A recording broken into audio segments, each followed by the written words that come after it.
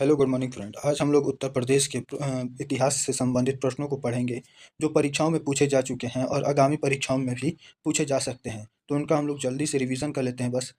तो पहला प्रश्न क्या है, 1836 में ब्रिटिश शासन के दौरान इस क्षेत्र का पहला प्रशासनिक नाम क्या रखा गया? तो इसका सही जवाब क्या हो जाएगा? उत्तर पश्चिमी प्रांत। क्या हो जाएगा? उत्तर पश्चिमी प्रांत। ब्रिटिश काल में जब जब इस क्षेत्र को बंगाल प्रेसिडेंसी से अलग किया गया था, तब 1836 में इसका नाम उत्तर पश्चिमी प्रांत रखा गया और इसका मुख्यालय आगरा बनाया गया।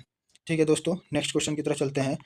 वर्ष 1877 में उत्तर पश्चिम प्रांत में किन दो प्रमुख क्षेत्रों को आधिकारिक रूप से जोड़ा गया? तो इसका सही जवाब क्या हो जाएगा? आगरा और अवध को आधिकारिक रूप से जोड़ा गया। 1877 में अंग्रेज ने इस क्षेत्र का दायरा बढ़ाते हुए इसमें आगरा और अवध की रियासतों को शामिल किया, जिसके बाद इसे उत्तर पश्चिमी प्रांत या आगरा अवध कहा जाने लगा। आगरा अवध कब से कहा जाने लगा? 1877 से। आइए चलते हैं नेक्स्ट क्वेश्चन की तरफ। नेक्स्ट क्वेश्चन क्या कहता है, उत्तर वर्ष 1902 में इस राज्य का नाम बदलकर क्या कर दिया गया जो काफ़ी समय तक चला? तो फिर से क्वेश्चन को रिपीट करना चाहूँगा। वर्ष 1902 में इस राज्य का नाम बदलकर क्या कर दिया गया था जो काफ़ी समय तक चला? तो इसका सही जवाब क्या हो जाएगा? आगरा और अवध का संयुक्त प्रांत। क्या हो जाएगा? आगरा और अवध संयुक्त प्रांत। 20वीं सदी की शुरुआत में 1902 में इसका नाम छोटा करके आगरा और अवध का संयुक्त प्रांत किया गया, ताकि प्रशासनिक काम आसानी से हो सके, क्योंकि इससे पहले जो था नाम, उसके वजह से ज़्यादा प्रशासनिक मतलब कि लिखने में, डॉक्यूमेंटों में लिखने में ज़्यादा जगह होता था, इसीलिए इसको छोटा कर आगरा और अवध का संयुक्त प्रांत रख दिया गया। चलते हैं नेक्स्ट क्वेश्चन की ओर। किस वर्ष इस राज्य का नाम केवल संयुक्त प्रांत कर दिया गया, जिसे शॉर्ट फॉर्म में यूपी कहा जाता है? तो इसका सही जवाब क्या हो जाएगा? वर्ष 1937 में। वर्ष 1 अप्रैल 1937 को ब्रिटिश सरकार ने प्रांतीय स्वतः लागू करते समय इसका नाम और छोटा करके संयुक्त प्रांत रख दिया गया। ठीक है, कब से? 1937 से। 1902 में इसको अवध और आगरा संयुक्त प्रांत कहा गया और फिर 1937 में सिर्फ इसको संयुक्त प्रांत कर दिया गया। चलते हैं नेक्स्ट क्वेश्चन के तरफ। आज़ादी के बाद किस ऐतिहासिक तारीख को इस राज्य का नाम बदलकर आधिकारिक रूप से उत्तर प्रदेश किया गया? तो 24 जनवरी 1950। 24 जनवरी 1950 को आधिकारिक तौर पर उत्तर प्रदेश नाम रख दिया गया। भारत का संविधान लागू होने के ठीक 2 दिन पहले 24 जनवरी 1950 को गवर्नर जनरल के आदेश द्वारा संयुक्त प्रांत का नाम बदलकर उत्तर प्रदेश किया गया। इसी कारण हर साल 24 जनवरी को यूपी दिवस मनाया जाता है। ठीक है, यूपी दिवस कब मनाया जाता है? 24 जनवरी को, इसी कारण, क्योंकि इसी दिन उत्तर प्रदेश का नामकरण किया गया था। चलते हैं नेक्स्ट क्वेश्चन की तरफ। स्वतंत्रता के बाद किस वर्ष उत्तर प्रदेश का राज्य पुनर्गठन अधिनियम के तहत दोबारा पुनर्गठन हुआ? तो इसका सही जवाब क्या हो जाएगा? 1 नवंबर 1965 को, माफ़ कीजिएगा 1956 को, 1 नवंबर 1956 को किया गया। ठीक है, 1956 में भाषाई आधार पर भारत के राज्यों का पुनर्गठन हुआ। इसके तहत उत्तर प्रदेश के भूगोल और सीमाओं के नए सिरे से व्यवस्थित किया गया। हालांकि इसका नाम उत्तर प्रदेश ही रहा, क्योंकि उत्तर प्रदेश तो 24 जनवरी को ही उत्तर प्रदेश हो गया था, जब देश आज़ाद हुआ था उस समय, उसी समय हो गया था उत्तर प्रदेश। और 1 नवंबर 1956 को फिर से दोबारा पुनर्गठन के साथ इसका नामकरण उत्तर प्रदेश ही रह गया। चलते हैं नेक्स्ट क्वेश्चन की तरफ। उत्तर प्रदेश के इतिहास को किस तारीख को इसका अंतिम विभाजन हुआ और उत्तर प्रदेश के पहाड़ी जिलों को काटकर उत्तराखंड बनाया गया? तो सब जानते हैं उत्तराखंड कब बना है? 9 नवंबर 2000 को।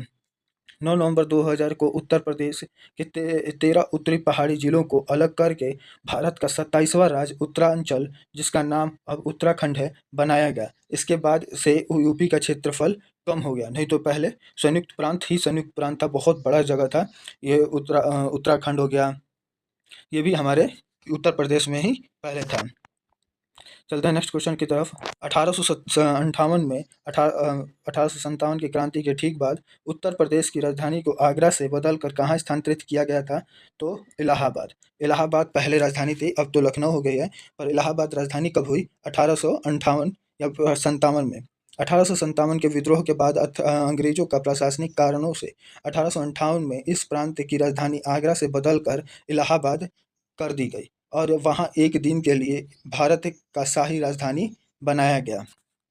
ठीक है, पहले क्या था हम लोग का आगरा था, उसी समय हम लोग ने शुरुआती में पढ़ा था कि संयुक्त प्रांत का क्या है, इसका मुख्यालय आगरा था। अब आगरा से इलाहाबाद कर दिया गया कब, 1857 में, 58 में, और 1858 में आगरा से इलाहाबाद कर दिया गया। चलते हैं नेक्स्ट क्वेश्चन की तरफ।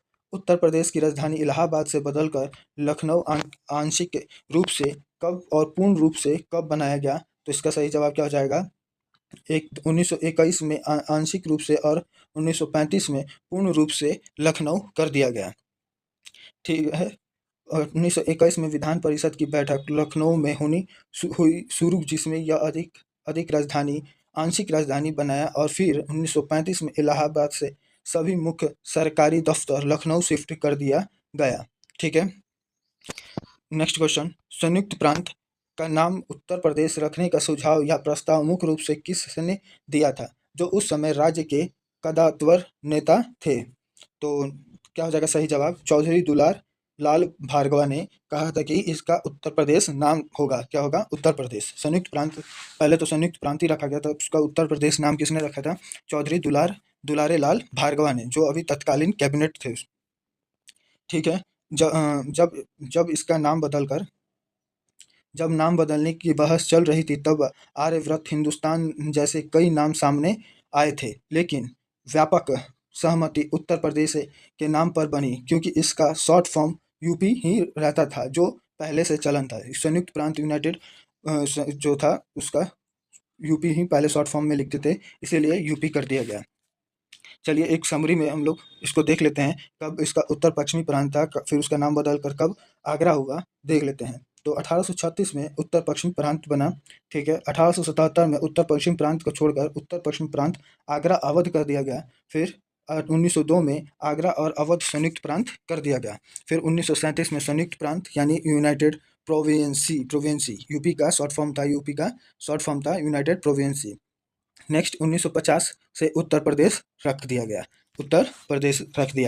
नेक्स्ट उत्तर प्रदेश किसने नामकरण किया था, अभी हम लोग ने ऊपर पढ़ा, क्या नाम था, ये चौधरी दुलारे लाल भार्गवा ने। ठीक है, चलते हैं नेक्स्ट क्वेश्चन की तरफ। 6वीं शताब्दी ईसा पूर्व में भारत के 16 महाजनपदों में से कितने महाजनपद वर्तमान उत्तर प्रदेश के क्षेत्र में स्थित थे, तो कितने हैं, 8 महाजनपद। कितने थे, 16 महाजनपदों में से 8 महाजनपद उत्तर प्रदेश में वर्तमान में उपस्थित हैं। तो प्राचीन भारत में 16 महाजनपदों में से कुल 8 अकेले उत्तर प्रदेश में थे। इनके नाम कुरु, पंचाल, काशी, कौशल, मल्ल, वत्स, छेदी और सूरसेन थे। इसका पता चलता है कि प्राचीन काल में ही यूपी राजनीति का मुख्य केंद्र था। 16 में से 8 महाजनपद उत्तर प्रदेश में ही हैं थे, मतलब कि। नेक्स्ट क्वेश्चन की तरफ चलते हैं। भगवान बुद्ध ने ज्ञान प्राप्ति के बाद प्रथम उपदेश को क्या कहते हैं, धर्म चक्र प्रवर्तन और मृत्यु को महापरिनिर्वाण कहा जाता है। उत्तर प्रदेश के किस स्थान पर दिया था, तो कौन सा सही जवाब क्या हो जाएगा, सारनाथ में उन्होंने पहला उपदेश दिया था। तो बनारस के निकट सारनाथ में बुद्ध ने अपना पहले 5 शिष्यों को उपदेश दिया था, जिसे बौद्ध साहित्य में बौद्ध इतिहास में धर्म चक्र प्रवर्तन कहा जाता है। यहाँ का धमक स्तूप आज भी प्रसिद्ध है। वाराणसी में जो सारनाथ है, वहाँ पे कौन सा स्तूप बनाया गया, धम्मिक स्तूप बनाया गया है। चलते हैं नेक्स्ट क्वेश्चन की तरफ। उत्तर प्रदेश को किस शहर के मध्य काल में शिक्षा और संस्कृति का बड़ा केंद्र होने के कारण सिराज ए हिंद या भारत का सिराज कहा जाता था, तो इसका सही जवाब क्या हो जाएगा, जौनपुर। क्या हो जाएगा सही जवाब, जौनपुर। फिरोज शाह तुगलक द्वारा अपने भाई जूना खां मोहम्मद बिन तुगलक की याद में बसाए गए जौनपुर को सरकी सुल्तानों के काल में अरबी फारसी शिक्षा काल और साहित्य का बड़ा केंद्र बनने के कारण सिराज ए हिंद की उपाधि मिली थी। चलते हैं नेक्स्ट क्वेश्चन की तरफ। मुगल सम्राट में अकबर ने उत्तर प्रदेश के किस स्थान पर एक नया शहर स्थापित की थी, वहां बुलंद दरवाजा बनाया था, तो अकबर ने कहाँ बनवाया था, तो इसका सही जवाब क्या हो जाएगा, फतेहपुर सिकरी। क्या हो जाएगा, फतेहपुर सिकरी में। अकबर ने गुजरात पर अपनी ऐतिहासिक विजय की याद में आगरा के पास फतेहपुर सीकरी में भव्य बुलंद दरवाजे का निर्माण करवाया था और कुछ समय के लिए इसे अपनी राजधानी भी बनाया था। फतेहपुर सीकरी को राजधानी किसने बनाया था, अकबर ने बनाया था। चलते हैं नेक्स्ट क्वेश्चन की तरफ। 10 मई 10 मई 1857 को भारत का पहला स्वतंत्रता संग्राम 1857 की क्रांति की शुरुआत उत्तर प्रदेश के किस शहर से हुई? तो हम लोग सब जानते हैं मेरठ छावनी से। कहाँ से हुई? मेरठ की छावनी से। मेरठ छावनी के भारतीय सैनिक ने 10 मई 1857 को ब्रिटिश अधिकारी के खिलाफ खुला विद्रोह कर दिया और दिल्ली को और कूच किया। इसी कारण मेरठ को आज भी क्रांति नगर कहा जाता है। ठीक है, नेक्स्ट क्वेश्चन की तरफ चलते हैं। 1857 के विद्रोह के दौरान बेगम हजरत महल ने उत्तर प्रदेश के किस क्षेत्र से ब्रिटिश सेना के खिलाफ क्रांति का नेतृत्व किया था? तो इसका सही जवाब क्या हो जाएगा? लखनऊ से। बेगम हजरत महल ने कहाँ से नेतृत्व किया था? लखनऊ से। अवध के अंतिम नवाब वाजिद अली शाह की बेगम हजरत महल ने अपने छोटे बेटे बिरजिस कादिर को नवाब घोषित कर लखनऊ में से अंग्रेज के खिलाफ कड़ा ऐतिहासिक संघर्ष किया। फिर इनकी हार के बाद इन लोग को नेपाल भेज दिया, बेगम हजरत महल को। चलते हैं नेक्स्ट क्वेश्चन की तरफ। अगस्त 1925 को हुए ऐतिहासिक काकोरी ट्रेन एक्शन काकोरी कांड का स्थान उत्तर प्रदेश के किस जिला के अंतर्गत आता है? तो सही जवाब क्या हो जाएगा? लखनऊ। किस जिले के अंतर्गत आता है? लखनऊ। लखनऊ स्टेशन से पहले ही अगला स्टेशन, मतलब कि पहले अगले स्टेशन में काकोरी ट्रेन एक्शन है। लखनऊ से ज़्यादा दूर नहीं है। कितना किलोमीटर होगा? लगभग 100-150 किलोमीटर होगा। काकोरी लखनऊ के पास स्थित एक रेलवे स्टेशन है जहां हिंदुस्तान रिपब्लिक एसोसिएशन HRA के क्रांतिकारियों में राम प्रसाद बिस्मिल्ला, अशफाक उल्ला खान और आदि। कौन कौन थे? अशफाक उल्ला खान थे, चंद्रशेखर आज़ाद थे और लिहाड़ी थे, राजेंद्र लिहाड़ी, और ये सब आदि थे। उन्हें ब्रिटिश सरकार के खजाना ले जा रहे ट्रेन को रोक कर धन की डकैती की थी ताकि क्रांतिकारी गतिविधियों को आग बढ़ाया जा सके। ट्रेन कौन सी थी? मैं आप लोग को बताना चाहूँगा, 8 डाउन थी। कौन सी थी? 8 डाउन ट्रेन थी जो जा रही थी। नेक्स्ट क्वेश्चन की तरफ चलते हैं। महान स्वतंत्रता सेनानी चंद्रशेखर आज़ाद ने उत्तर प्रदेश के किस पार्क में अंग्रेजों से लड़ते हुए खुद को गोली मार दिया, प्राणों की आहुति दी थी? आइए फिर से नेक्स्ट रिपीट करता हूँ क्वेश्चन को। महान स्वतंत्रता सेनानी चंद्रशेखर आज़ाद ने उत्तर प्रदेश के किस पार्क में अंग्रेजों से लड़ते हुए खुद को गोली मार के प्राणों की आहुति दी थी? तो क्या हो जाएगा सही जवाब? Alfred park, Allahabad. कौन सा था? अल्फ्रेड पार्क, इलाहाबाद में। 27 फरवरी 1931 को इलाहाबाद के अल्फ्रेड पार्क में अंग्रेजों से घिरे जाने पर उन्होंने अपनी कसम की कि वह कभी जिंदा नहीं पकड़ जाएंगे को पूरा करते हुए आखिरी गोली खुद को मार ली। आज इस पार्क को चंद्रशेखर आज़ाद पार्क कहा जाता है। उन्होंने अपने से ये कसम खाई थी कि मैं कभी जिंदा नहीं पकड़ा जाऊंगा, इसीलिए उन्होंने अपने को खुद को ही गोली मार ली। चलते हैं नेक्स्ट क्वेश्चन की तरफ। 1927 में चोरा चोरी हिंसा घटना के बाद महात्मा गांधी ने किस राष्ट्रव्यापी आंदोलन को वापस ले लिया? तो इसका सही जवाब क्या हो जाएगा? असहयोग आंदोलन को उन्होंने वापस ले लिया। गोरखपुर के पास चोरी चोरा नामक स्थान पर गुस्साए आंदोलनकारियों ने एक पुलिस थाने को आग लगा दी थी, जिसमें 22 पुलिसकर्मियों मारे गए थे।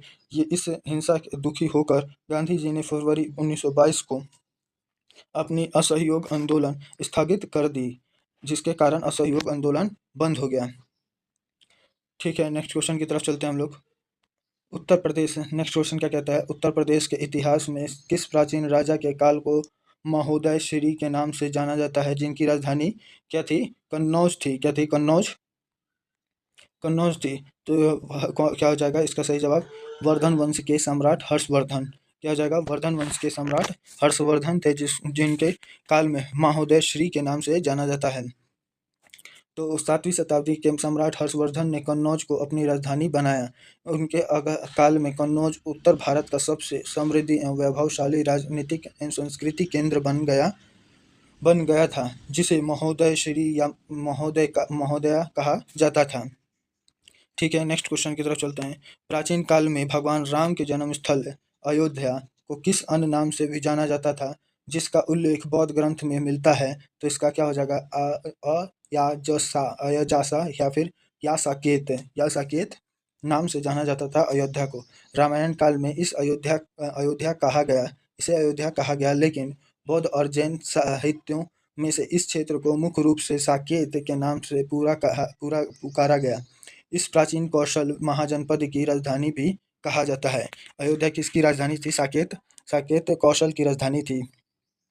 ठीक है, चलते हैं नेक्स्ट क्वेश्चन की तरफ। जैन धर्म के 24वें तीर्थकार में से पहले तीर्थकार ऋषभदेव यानी आदिनाथ का जन्म उत्तर प्रदेश के किस ऐतिहासिक नगर में हुआ था? तो इसका सही जवाब क्या हो जाएगा? अयोध्या में। अयोध्या में ऋषभदेव की जन्म भूमि है। अयोध्या किसकी जन्म भूमि है? ऋषभदेव की भी जन्म भूमि है। उत्तर प्रदेश के जैन धर्म से बहुत गहरा नाता है। जैन धर्म के प्रथम तीर्थकार ऋषभदेव और उनके साथ कुल 5 तीर्थकारों का जन्म अयोध्या में हुआ था। इसके अलावा वाराणसी में 23वें तीर्थकार पार्श्वनाथ का जन्म हुआ था। अयोध्या में ऋषभदेव का जन्म हुआ था और बनारस में पार्श्वनाथ का जन्म हुआ था। नेक्स्ट क्वेश्चन की तरफ चलते हैं। गुप्त काल का समृद्धि प्रसिद्ध भीतरगांव मंदिर को पूरी तरह से केवल ईंटों से बना भारत का सबसे पुराना मंदिर माना जाता है। उत्तर प्रदेश के किस जिले में स्थित है? तो इसका सही जवाब क्या हो जाएगा? कानपुर में। फिर से क्वेश्चन को रिपीट करना चाहूँगा। गुप्त काल का प्रसिद्ध भीतरगांव मंदिर जो पूरी तरह से केवल ईंटों से बना भारत का सबसे पुराना मंदिर माना जाता है। उत्तर प्रदेश के किस जिले में स्थित है? तो इसका सही जवाब क्या हो जाएगा? कानपुर नगर में। 5वीं शताब्दी गुप्त काल में बना भीतरगांव या यह मंदिर पूरी तरह से लाल ईंटों और टेराकोटा यानी पक्की ईंटों से निर्मित है। यह प्राचीन भारतीय वास्तुकला का एक अद्भुत और बेहतरीन उदाहरण है। चलते हैं नेक्स्ट क्वेश्चन की तरफ। दिल्ली सल्तनत के किस सुल्तान ने वर्ष 1504 में आगरा शहर की स्थापना की थी और बाद में इसे अपनी राजधानी बना ली? तो क्या हो जाएगा आंसर? सिकंदर लोदी। कौन था? सिकंदर लोदी ने ही दिल्ली सल्तनत काल में 1504 में आगरा शहर की स्थापना की और इसे अपनी राजधानी बना लिया। लोदी वंश के शासक सिकंदर लोदी ने राजपूत राजाओं का पर नियंत्रण रखने और व्यापारिक मार्गों की सुरक्षा के लिए 1504 में आगरा शहर बसाया था और 1506 में इसे दिल्ली सल्तनत की राजधानी बना दिया। दिल्ली सल्तनत की राजधानी बना दिया। ठीक है, नेक्स्ट क्वेश्चन की तरफ चलते हैं। 1857 के विद्रोह में कानपुर क्रांतिकारियों का नेतृत्व किसने किया था और उन्हें कमांडर इन चीफ के रूप में किसने सहयोग दिया? तो सही जवाब क्या हो जाएगा? नाना साहब और तांते तोपे। नाना साहब के नेतृत्व में और तांते तोपे सैन्य कमांडर के रूप में विद्रोह किया गया था। पेशवा बाजीराव द्वारा दायित्व का दत्तक पुत्र नाना साहेब यानी धोंदू पंत के ने कानपुर से विद्रोह का बिगुल फूंका था और उनके परम मित्र तथा कुशल सेनापति तांते तोपे ने ब्रिटिश सेना के खिलाफ उनके सैन्य अभियान का संचालन किया था। ठीक है, नेक्स्ट क्वेश्चन की तरफ चलते हैं। लॉर्ड डलहौजी ने किस नीति के तहत वर्ष 1853 में झांसी की रियासतों को ब्रिटिश राज में मिला लिया था? तो इसका कारण लक्ष्मीबाई के विद्रोह किया, जिसके कारण रानी लक्ष्मीबाई ने विद्रोह किया। तो क्या था? हड़प नीति और व्यापकत्व का सिद्धांत, डॉक्ट्रिन ऑफ लैब के कारण ही रानी लक्ष्मीबाई ने ब्रिटिशों का विद्रोह किया। इस नीति के अनुसार यदि भारतीय का शासक का कोई पुरुष वारिस सागा बेटा नहीं होता था तो उसकी मृत्यु के बाद उसका राज्य ब्रिटिश साम्राज्य के हिस्सा बन जाता था।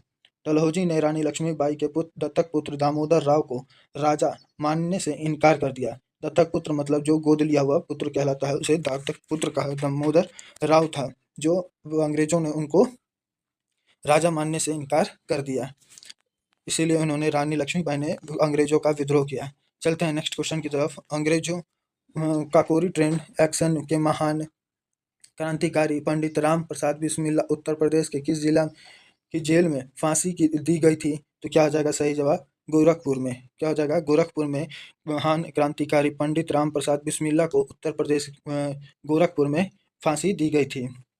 काकोरी घटना के बाद ब्रिटिश सरकार के क्रांतिकारियों को अलग अलग जेलों में फांसी दी थी। राम प्रसाद बिस्मिल्ला को गोरखपुर में, अशफाक उल्ला खान को फैजाबाद में और रोशन सिंह को इलाहाबाद के नैनी में और राजेंद्र लिहाड़ी को गोंडा जिला में फांसी दी गई थी। ठीक है, नेक्स्ट क्वेश्चन की तरफ चलते हैं। 1942 में भारत छोड़ो आंदोलन के दौरान उत्तर प्रदेश के किस जिला में सबसे पहले एक समांतर सरकार यानी पैरेलल गवर्नमेंट की स्थापना की गई थी, जिसका खुद को स्वतंत्र घोषित कर दिया गया? तो बलिया पहला ऐसा जिला था जिसने 1942 में खुद को अपना आज़ाद घोषित कर दिया था।